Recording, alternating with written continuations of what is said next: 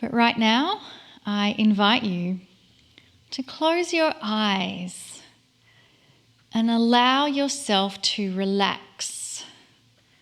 Total surrender to relaxation and knowing that you are right now in a safe place. One that is connected with the divinity that's within you. And that divinity within you is giving you a gentle hug of love, support, peace, connectedness, balance. And in this place of total surrender to oneness and peace, let us now hear the final message about the Akash from Kryon.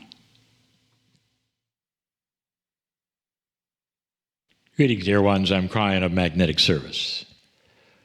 Indeed, this is the fourth and final lesson for this month about the Akash. The Akash, the Akashic Record, all of the energies of the system that it involves is complex, a lot more than 4 channels.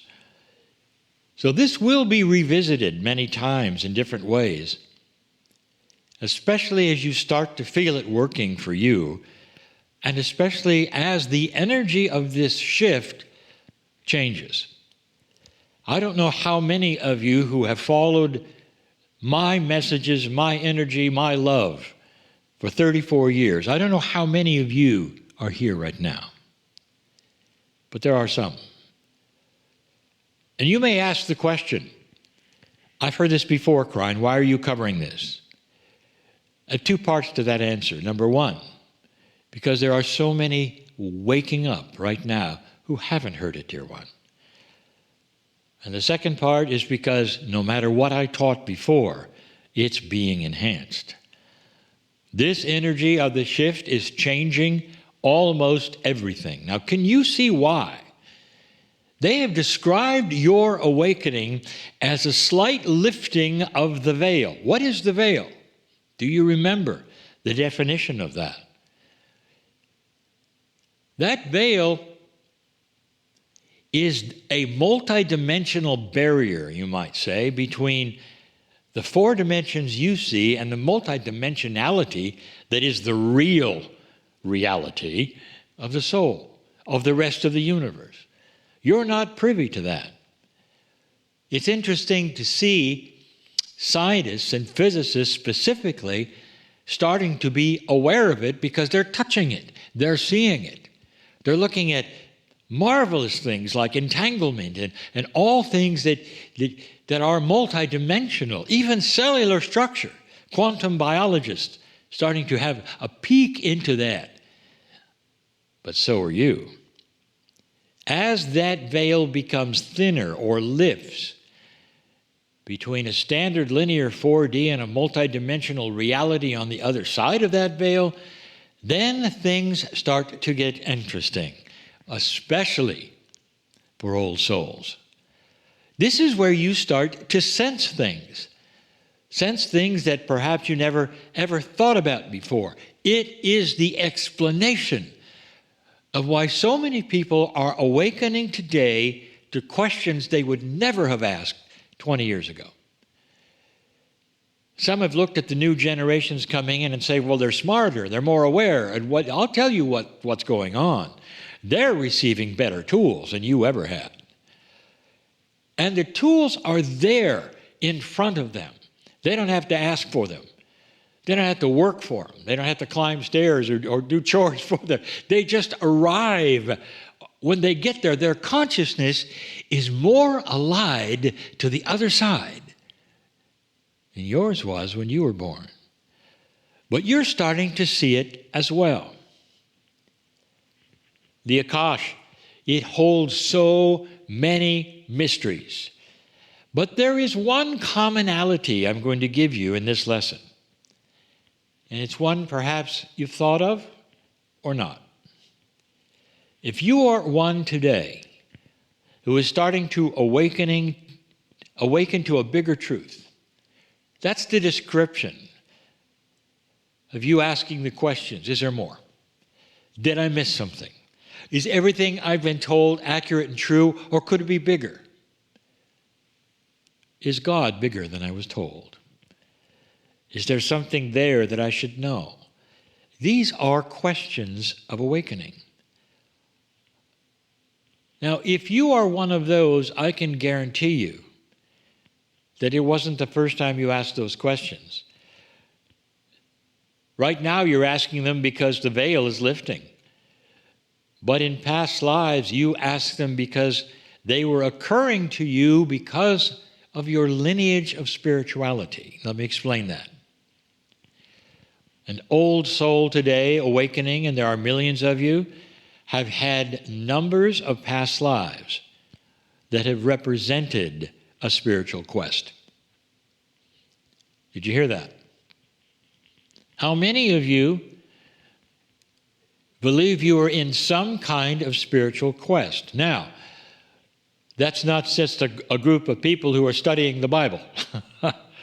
That would be those of you who have decided to forsake the reality or comforts of home and even family, and to sequester yourself in a place of study or helping others. You might even call it nuns or priests. Whatever they were back in those days, whatever they were called, they were there. And you had the opportunity to then go there and study the spiritual part of all that you knew somehow was there. Are you with me? Many of you did this because you, what I would call, pre-awakened. It was a precursor of today. This is not the first time that you start asking questions that you're asking now. The difference is amazing. In a past energy, there were no lifting of the veil. You studied and you bowed and scraped and kneeled. But that's what you did to become spiritual. So you weren't really getting what you're getting even today. But it was the precursor of what you're doing today. It was a rehearsal for what you're doing today. So what is it that most of you, not just some of you, have in common? The summary: that you had some spiritual lives where this is all you did.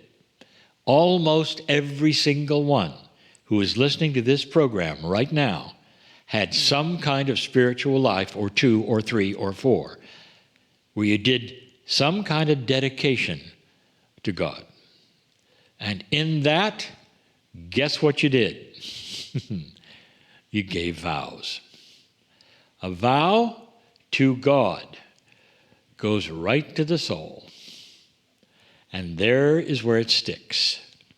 And that is the reality that you were taught then, and a reality I'm telling you now. With all of your consciousness as a human being, you give a vow to God to stick it out, to do this, do that, to dedicate your life. And over lifetime and lifetime after lifetime, how many vows did you give? A lot of them. Suddenly you show up in this lifetime, the veil is starting to lift, and guess what happens? All those vows are hitting you in the face. I did this, I said this, and you can't really tell where they're coming from, but they're starting to make a difference. And some of you are uncomfortable. That's not the vow I really want to give today, you might say. I feel it in me. I feel it that I've given a vow or two before. It's a vow that's not me today. Yes, I want a connection with Spirit. Yes, but I also want a family. Yes, I want to do this, but a vow in an old energy is very old, very restrictive, and it's not you today. And yet there it is, hanging right in front of you. A vow that you gave in a past life that now is still seemingly active. I know you know where I'm going. And so it will be with a circle of 12. It's time to, number 1, recognize what I'm saying is accurate. Don't you feel somehow, some way, that you've been part of spirituality before this life. Most of you will say, yes, because when I awakened, it felt good. It felt like I was remembering, and you were. You were remembering there's a much bigger picture. That's the first thing. Well, number two, you're starting then to remember what you said and what you did about it, and the vows are there. Some of you have even remembered giving them. That's how strong a vow is in a past life. And now, with the same energy that's revealing them comes the same energy to dismiss them. But rather than dismissing, you're going to rewrite them. You're going to rework them and reframe them. All of them are your attempt to find the bigger you, to know your soul, to find the bigger love of God, to dedicate yourself to this perhaps in a lifetime that is now. All of them have that in common. So why not take the essence of all of them into one? So you have the energy to literally sit and say to Spirit, Dear Spirit, I drop all of the old vows that are not my magnificence and that don't mean what they mean today. I hereby drop them, and I can do that because of what I'm about to do. A new one, a better one that encompasses them all and one's for this life only. And then, dear one, you can make up your vow. I could give you one, but it would be so generic. Every single one of you has a beautiful, beautiful vow. And it can run in any direction. Dear Spirit, I vow to be one of gratitude in this life and to awaken with gratitude and search for better things. That's a simple one. But there are those who want to go all the way. Dear Spirit, I dedicate this life to you and my search for the truth. It goes so many ways. But in all of them, please use the word love. Please understand that this new vow is one where you're seeing the veil lift and you're claiming a bigger truth that you're going to discover. And in the process, you vow to look for this or something better. In the process of the vow itself, you make affirmations and you make claims of who you are and what you're doing. That's the vow of today. I am sitting here telling you that it is a real thing. These vows that you've taken, dear ones, they sit right in front of you. What are you going to do?